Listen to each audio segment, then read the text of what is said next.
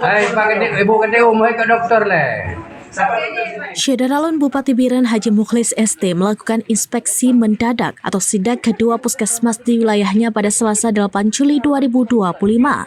Kunjungan dimulai dari Puskesmas Juli 1, Kecamatan Juli, dan dilanjutkan ke Puskesmas Cot Ijo, Kecamatan Pesangan. Dalam sidak tersebut, Bupati didampingi asisten 2 Sedakap Delami, Kadis Perkim Fadli, serta sejumlah pejabat terkait. Di Puskesmas Cot Ijo, Bupati meninjau kedisiplinan pegawai, memeriksa ruang pelayanan, dan berdialog dengan tenaga medis. Setelah sekitar 30 menit berkeliling, Bupati menggelar pertemuan dengan dokter dan staf puskesmas. Ia menyatakan berdasarkan hasil sidak ke sejumlah puskesmas di Biren, tingkat kedisiplinan tenaga kesehatan sudah baik dan perlu dipertahankan. Bupati juga mengumumkan rencana pembangunan ruang rawat inap di Puskesmas Cot Ijo pada 2025 yang ditargetkan beroperasi pada 2026.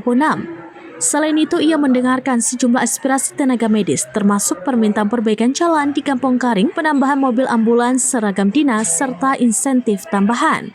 Menanggapi hal tersebut, Bupati menyatakan bahwa perbaikan jalan di Karing akan dimulai tahun ini dan dilanjutkan pada tahun 2026.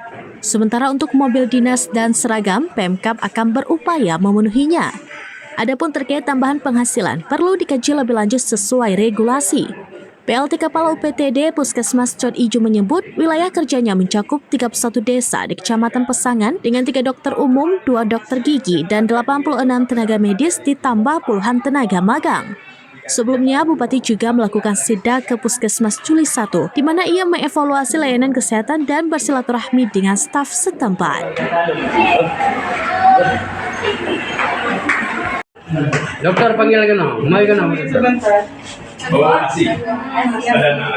Dari Biren, Yusmadin Idris, Rambinews.com.